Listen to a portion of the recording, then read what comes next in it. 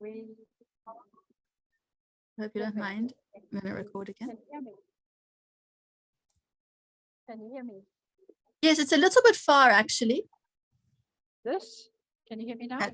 That's good. That better. Okay.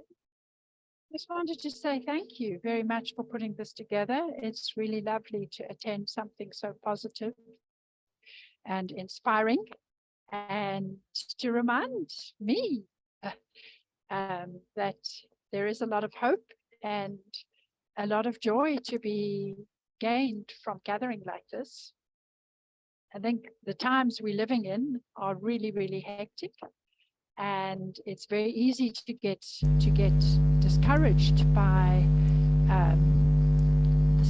the status quo. I mean, you don't even have to actively seek out the latest news. It's banging you in the face every corner you turn. So yeah, and the society is being divided, and that is evident in the birthing sphere as well. I think what you said about the medical machine separating us from our bodies, separating women from their partners, from their babies, separating women from their bodies, and women almost willingly giving themselves up to that medical system.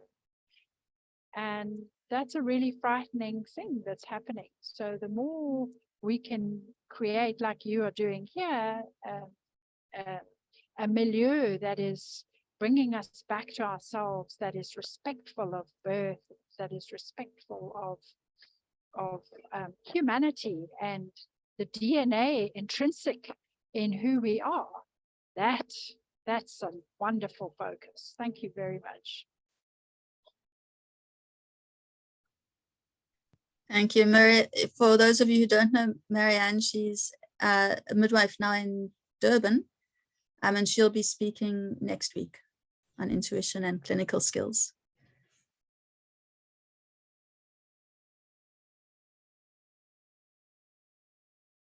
Can you hear me? Yes, I want to see you. I thought I had my video on. Let me just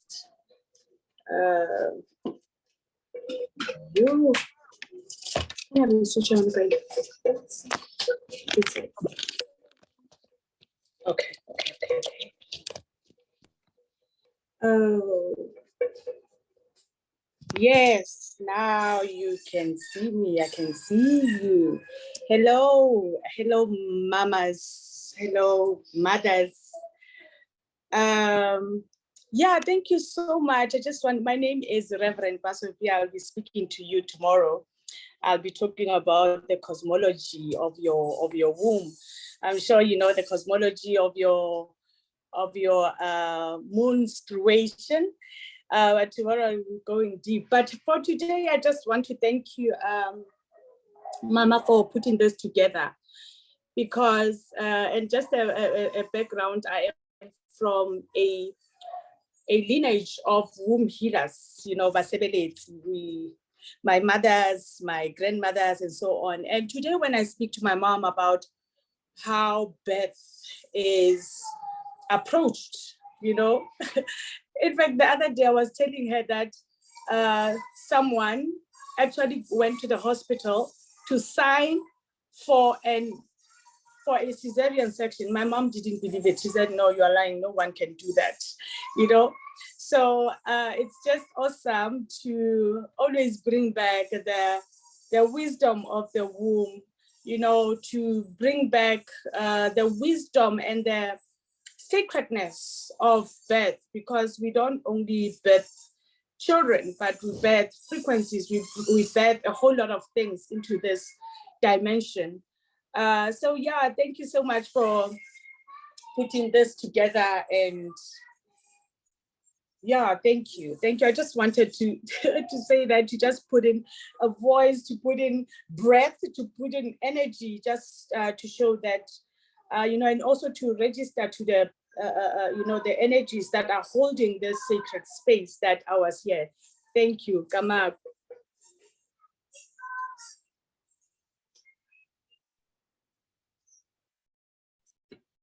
I'll go if anyone going. Go ahead, please. Thank you so much. Hi, my name is Laverne and I am pregnant. Yay, very excited. Marianne is my midwife as well. And I would just like to say I'm so excited to be able to have access to a course like this, because everything, as we all know, is so societal and medicinal and not as intuitive and natural, and you know that what is it, geometry, sacred geometry. Like, in all honesty, I've watched some videos on that and it really goes over my head a lot. I'm just not there yet, but it's just so beautiful to see how it is everywhere, like absolutely everywhere, how you brought it up today as well. And yeah, I really am excited to be able to just learn so much, and I'm very excited for the lotus birth because that's something that I want to do. And then that opening ceremony was beautiful. I actually had tears. It was really just so beautiful. So thank you all of the ladies that we're going to hear from, because I'm really excited.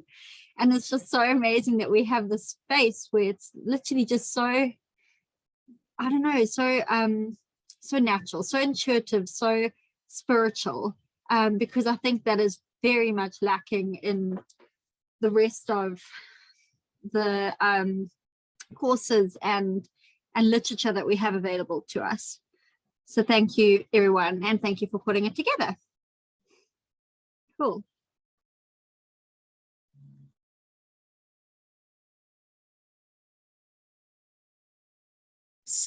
Thank you for being here. I'm trying to say that's great. When are you due, Laverne?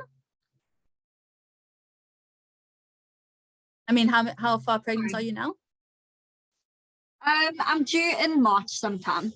Okay, beautiful. You're not the only one here due in March. Oh, I know some other people. Nice time of the year. Except for us South Africans experiencing this insane heat. Yes.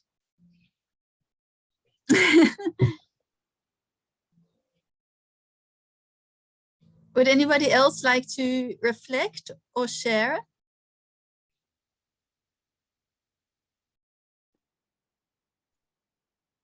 Hello, Namanta here. Namanta. Hi.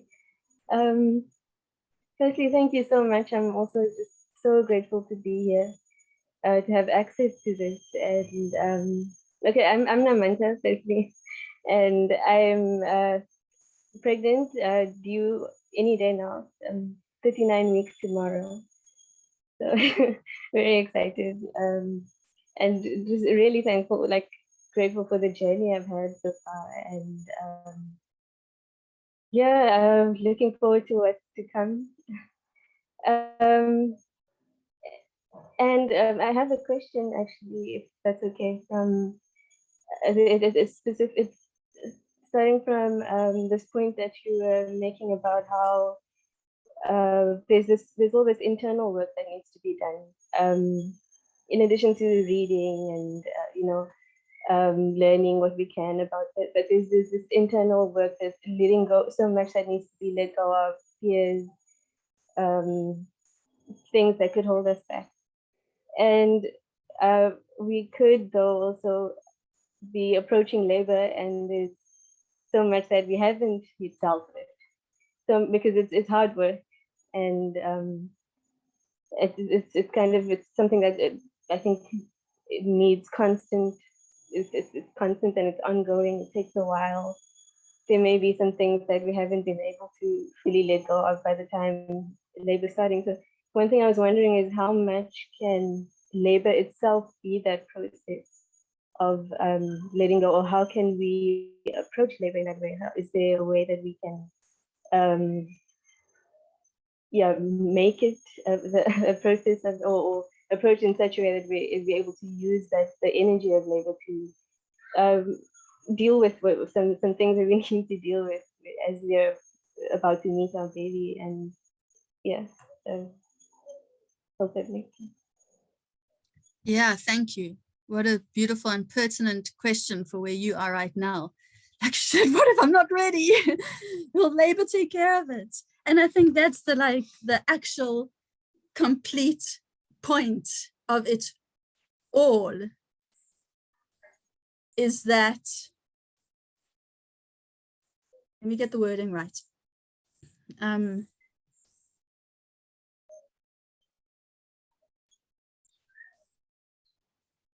Yes, labor and birth will completely take care of everything, because in this exact moment, you're perfectly where you need to be. You don't, like, who was saying, Laverne, about the sacred geometry, we don't have to learn the sacred geometry. We always think, you know, we're like, we've got this imprinting also that it's, you know, our inner journey is very, especially me, I've got my Saturn like sitting on my rising. So I've got something like this all the time at me. And we're always like, have we grueled through the inner journey enough? Are we there yet? What do we still need to know? And the point of womb wisdom is that it's all there. You don't have to do or become anything. And birth will do that to you like that. It will do that to you. But it's not like you can think yourself into it, or you can write that many journal reflections, or you can do that many releasing ceremonies, or you can ask your mother and meditate on forgiveness. It's not about that. It's actually about accepting that we are exactly where we are right now. Get the brain out of the way. Get the brain out of the way. Like that's what the process of labor is. Get the brain out of the way and do whatever that takes. And often it takes place on the toilet. Just to like blow your mind some more. It's not happening in front of your beautiful altar with your beautiful magic lights and your diffuser and your affirmations. It's happening here. And it happens because it happens. You don't have to sit and think, how am I going to poo? Or how am I going to breathe? So we have to get all those doubts and all those despites and all those ifs and all those I'm not enough and all that she's better and all that if only and all that everything away, because none of it actually exists in that exact moment. And labor will make you be very, very present in the exact moment. And without all of that, there's nothing else in the way. And then on top of that, the way you birth your baby is not a certificate. It's not like, okay, she had a quicker birth, so she's like got less baggage. I'm living proof of that. I had a 6-hour birth. I've got a lot of baggage. So we have to also, you know, birth isn't about having that perfect birth. It's about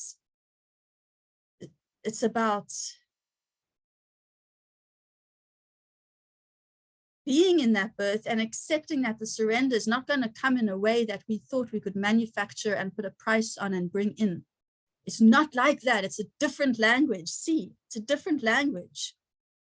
It's a very pure language because it's not about everything you need to do to get ready for it. That's the fear language.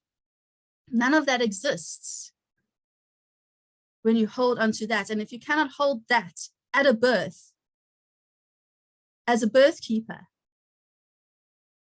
then it will show. Well, not if that, but that is what it is for me as a birth keeper. And it doesn't look like anything that I can say, okay, well, you know, like press this point or have this herb or, you know, rub this whatever, or it's not like that. And if you get it and you like, you feel in the flow, it's also going to have its own journey and its own path. So even though I speak like a language of magical wisdom, spiritual, for me, it's very, very practical. And it's about energy work in that sense for me, because what is right now, and there's nothing else that exists. And the beauty and the power of birth for me comes in those moments. It comes in that moment when you like, fuck, this baby has to come out of me and I've got to do it. You know how angry people were when I left January, February, March? Like now they couldn't have their baby because I wasn't there. Like that. You know, I help us get out of the way so that we can see what needs to work. And my experience and my intelligence and my connection allows me to know when, what if, or not what if, it allows me to know, you know what, I'm not completely comfortable in this right now, and I'm going to phone Marianne. And I do that. Or I'm not feeling, you know, like we have to know ourselves and judge ourselves so well that we can make decisions that we're responsible for. So that is my attempt of feeling bound to answer you in a practical way. That's about as practical. Yeah, that's my practical answer. And there's some chat. Thank you. Shasta says, leave your intellect out of the equation, lose your words, lose your mind, be in your body, in your body, let it take over. So look at Leah's just had her birth, so she's soothing her baby. There's her baby. Keep soothing, because that's the motion. This is following our body. This is why, you know, the spiral we see in the shells is not a chance, that it actually holds the whole sacred maths and intelligence of divine creation. And why when we are spiraling, Marianne taught me to spiral at our prenatal lessons, we are harnessing, we are energetically aligning with an energy of creation. Yes, we're also opening space and we're loosening our ligaments and it feels really good, but we are also connecting with a deeper frequency, and let it guide your body. Do what it takes to get out of your head. Can you imagine what an undoing medical school was to be able to say this? And at the same time know when I'm going to go and say, yes, I agree, she needs a cesarean or something. I'd like to know how that answer lands with you, if you'd like to share. And if anybody else would also like to add or share on other things. Yeah, thank you. It does resonate. No, it's like what I get from it, not just letting go of all the stuff that I know I need to let go of, but also letting go of the idea that needs to be done in a certain way. And I think I don't remember where I heard this recently. I think I was listening to one of your videos or something you wrote. You're saying that that's exactly what birth is. That's exactly how birth works. Is in the moment. It is what it is, kind of, and you meet it there. And so, yeah, I'll keep that in heart as I approach this. I don't want to say keep it in mind. I don't know what I'll be, like where I'll be, and but I hope to keep these this understanding in my heart as I approach birth, and yeah, as I get there and as it takes me. So again, I'm so thankful for this and for everyone here. So looking forward to the next 2 weeks hearing from all of you. Thank you. Thank you, Namanta. And I think that you can also feel this space is very much holding a supportive energy as you enter your last few days of pregnancy. And yes, I sorry. Yes. I felt yeah, very much that this came at the right time. I don't even know what will happen in the next few days. But having this space to carry me through these next few days, the next 2 weeks or whatever it will be. Yeah, I think that's very significant, very welcome. And yeah, again, thank you. Thank you. Ma, Sophia? Yes, can I just add to what you said. Can I just add to Namanta's journey that she'll be taking very soon, to say, you know, as an African womb worker, birth worker, I find it difficult sometimes to work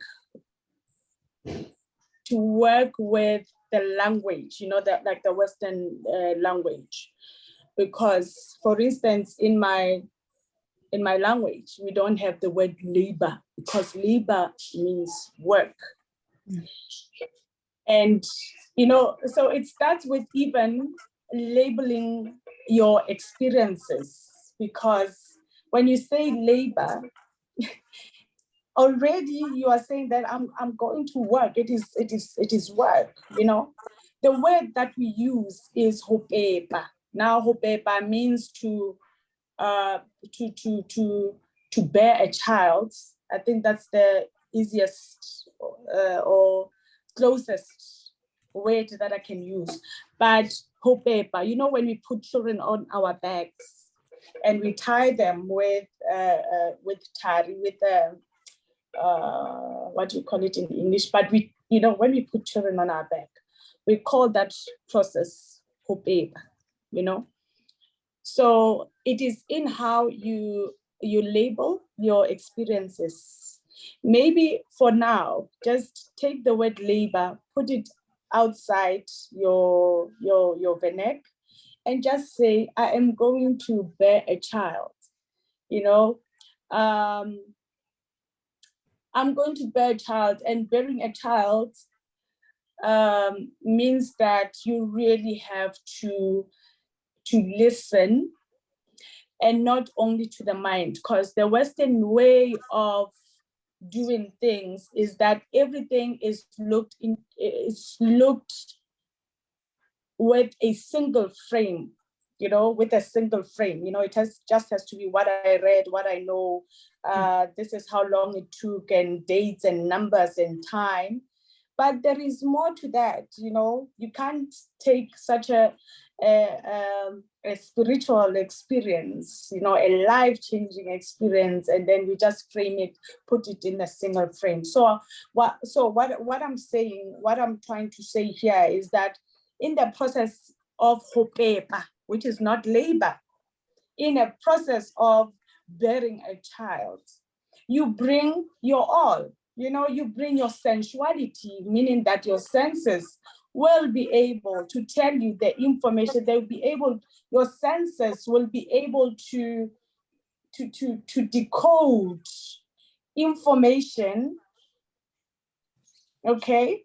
And when you decode information, then your body will be able to take that information and know how to put it in process.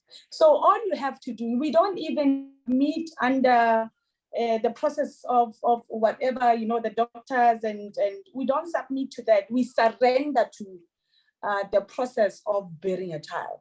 So whatever happens, just go and surrender. It's not submission, it's not, then it's something deeper than submission, it's surrendering. And when you surrender, it means that your body will know. Your body will know what to do. Your senses will be so heightened, and also your spirit body will know what is it that you need to download in that space. So just surrender, just surrender, just surrender. You know, sometimes just saying get out of your mind might not make sense, because you've got so much information that you've already read that is in your mind, and you know all of that. So I'm just saying, surrender to the process of hopepa, of bearing a child. It's not labor. You're not laboring. Nobody's laboring during that process, because it happens. It just happens. You don't create movement. You follow movement. So how are you? How are you laboring? And I'm not taking away from the English language and the English words. I'm not taking away from that, but I'm just saying from my reality, when a woman goes through that process, they surrender And that's it. Thank you. Thank you so much. You've spoken directly to my heart. Everything you've said, it already makes it a new experience. It's exciting. It's a beautiful thing that's about to happen. And thanks so much. Yes. Wonderful. And dance a lot. Dance a Yes. lot. Move a lot. Okay. Dance a lot. Dance a lot. And if you feel some anxiety and questions coming up, you stamp your heels on the ground. You get that. You just stamp.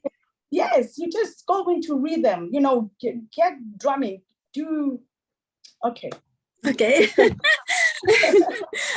Listening, yeah, that sounds like a cool ride. But thank you so much. I think we should just see. In every labor space, there should be a drum, by the way. In every labor space, there Beautiful. should be a drum. Yes. Speak, Chloe. I know you want to speak. Sorry, I went off mute. Hello, everybody. Beat your drum. So my drum, it's in my cupboard. It's been raining nonstop here in Joburg, and I forgot to put it in a plastic baggie to keep it away from the rain. And the sound, oh my gosh, it's a bit dull. So she's drying. She's drying, but thank you for that tidbit of information there, because as soon as you said that, I was like, yes, there should be more like drumming in a birthing environment, because it is such a divine connection to the heart. And as you know, the heart connects immediately to the womb. That was wonderful to hear. And it's just been so wonderful to hear so much from all of you, and all of the insight that you're offering. So I've taken a bit of a break, but I'm coming back into the sacred model of birthing, and this intensive has been such a nice way to get me back into it. So I'm just excited to be here and to hold the space with you all. Grab my. I think there's just such a beautiful need for this. There isn't enough of it. And, I had such a beautiful, beautiful, beautiful home birth, and just what I learned from that experience, because I was initially going to have a hospital birth that moved into a home birth, and just stepping into this realm of motherhood has been, for lack of a better word, absolutely empowering. So I get it. I'm here for it. And I'm here to share this knowledge. So what made me decide to change the apparent abuse of the system, the constant mongering and scare tactics, and I think just lack of care. When I moved to a doula, my doula on her form asked who my care provider is, and I put her name, and she said, well, your care provider should be your gynae. And I was like, I did not feel an ounce of care from her. And I also had hyperemesis, and my hyperemesis was triggered by anxiety. And every time I went to go see her, I would have a vomiting spell afterwards. And then when I moved to my doula and to my midwife, every time I left, nothing. It was beautiful. And I was afraid that because I had hyperemesis, that my doctor was going to put me in as a high-risk pregnancy, which was the complete opposite of what I wanted, because I knew instinctively, and it's also coming back to that gnosis of, I've done this before, this is in my ancestry, and I'm supported by them, but also this isn't my first time walking this earth. So I absolutely trusted that knowing of, I can do this. And when a doctor tried to tell me that my body was a certain way, which I knew it wasn't, that didn't resonate. And coming from a yogic background, teaching pregnancy yoga, don't tell me anything about my body and my own well-being. I will ask you if I need answers, if I need that wisdom, but I didn't. And she kept trying to put me in a box. And so the decision came. And I think educating myself with a doula, doing hypnobirthing, that was a really great dive into this understanding of what the birth world is, what the hormones are, and how they operate in a calm, relaxed environment. And yeah, man, the proof was in the pudding. My babe, we had such a beautiful 2-hour active labor. I didn't really know that I was in labor when my contractions started at around 7 o'clock. And then, yeah, at around 2:20, he arrived literally 20 minutes after the midwives got there. And, you know, I strongly believe in visualization and manifesting the birth that you are worthy of and the one that you deserve. And I know that things can go ways that we don't expect them to go, but I had just such strong visualizations of my birth, where it was going to be, that my midwives were going to miss it and I would have to call them and ask them how to do the afterbirth. And it was all so close to happening. I was so close to birthing him in our bath before we moved to the birth pool. I didn't even need the birth pool. It could have been there. And, you know, it happened. I had this vision of my whole family being there. And then it just ended up being my husband and I, which was so intimate and it was so perfect. And the way that it was designed, how he was conceived and how he was birthed was just in alignment with how my husband and I wanted to be after gaining the wisdom away from medicine. So it's been incredible. And that's what got me to leave a gynae and to have the birth of my dreams and to encourage women that you can have whatever birth you desire. What you put out is what you get in. So I'm really, really grateful for this container. Thank you so much. And that's my story. Thanks, Chloe. I think that's awesome. We can aim to finish at 11:30. And I'd love to hear if anybody else would like to introduce themselves and or reflect. Lisa. Hi. Hi. Hi, I just wanted to really just connect because I'm just so excited about this course and so excited about this journey. I'm a doula. Yeah. And so and my background is actually all alternative medicine and reflexology and hypno. And so it was just a gift. When I saw what you were offering, it was just a gift, and it was like culminating everything that I've worked with and I've wanted to work with, and you're bringing it all together. So I just wanted to say thank you very much. And all these women talking and their insights in that are just beautiful, incredible. And I just wanted to connect and say, hey, I'm here. Where are you, And Lisa? thank you. In Johannesburg. Okay, awesome. Yeah. Well, thank you very much for being here. Well, I'm going to be very involved in the next 2 weeks. So thank you.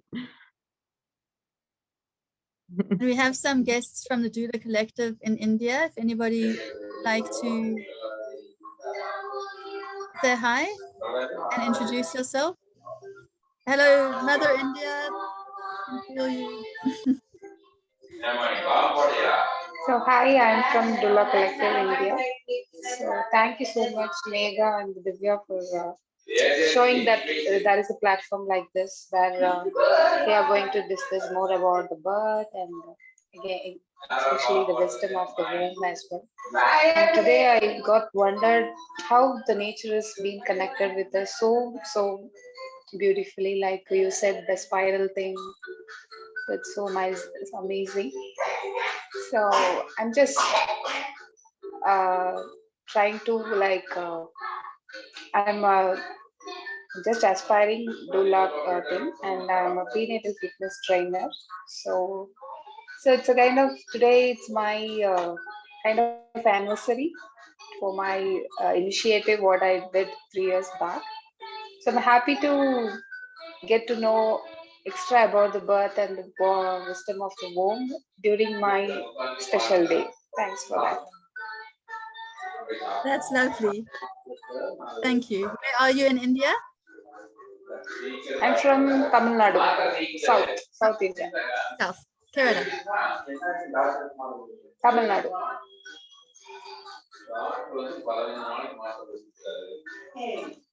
I'd like to reflect, introduce, share.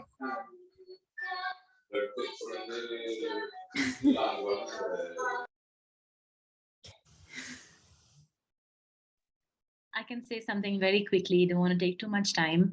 My Thank name you, is Neha. Neha. I'm a doula based in India, and I can see many of my doula colleagues here, the Doula Collective. We're so excited to be here. And what I just wanted to say was that this information that you share, Gauri, and this perspective that you bring in, it is so universal. Many of us doulas do work in hospital settings because ironically and unfortunately, though India is a country that is steeped in spirituality and everything natural, the reality is that most women are birthing in a hospital, and we don't really have a system that supports, that we don't have midwifery and very poor support for home birth. And so, which is the situation as of now. I don't know if it's similar in South Africa, but so most of us are working with women with whatever choices they make. And they often tend to be going to a hospital, and that's not easy. And we're always struggling to support them in that environment. But I think that the information and perspective you bring in is so valuable even in this situation, because birth is birth. I remember the first class of our sacred midwifery course when you asked everyone, what is a sacred birth? Every birth is sacred. Every woman is sacred. The sacred feminine is in every woman. Every woman has that womb wisdom, whether she's giving birth in a hospital or wherever. And it's about tapping into that. And then your choices and everything comes out of that. So just wanted to say that, it's really valuable. And no matter what situation you are in and what your circumstances are and what your fears are and your perspective is, the more we are able to bring this language to tune in rather than tune out all the time, I think it's very helpful and empowering and hopeful, as someone was saying. So thank you for that. Thank you, Neha. Always lovely to hear from you.